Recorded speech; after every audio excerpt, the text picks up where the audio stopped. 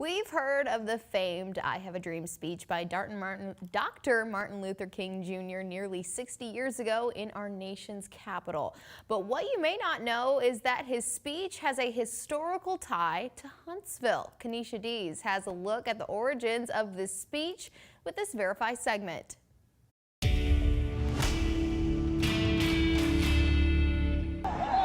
Let freedom ring from Lookout Mountain of Tennessee. Dr. Martin Luther King Jr.'s speech still echoes in the halls of schools across the country. His highly recognized speech was delivered worldwide on the steps of the Lincoln Memorial during the March on Washington on August 28, 1963.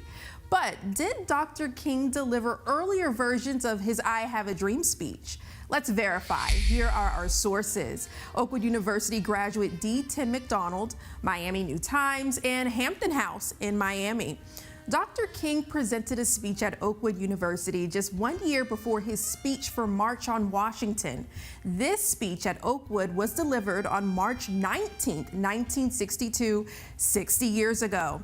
Oakwood University graduate D. Tim McDonald was there and was only 22 years old at the time. It was major. I mean, the campus was just on fire that Dr. Martin Luther King was coming to Oakwood. You know, I mean, people didn't even know Oakwood. You know, we were rather a small, insignificant, church-supported college, but to have that kind of notoriety was big, and as a student we were just pumped. It was fantastic. Many of the themes that he presented at the mall in Washington, D.C. a year later, you can hear on that tape in 1962.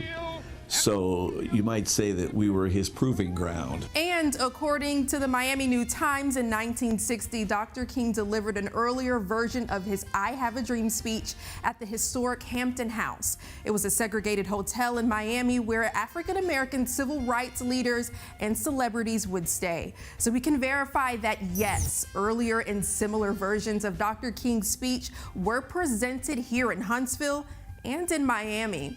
With this Verify, I'm Kanisha Dees, Fox 54 News.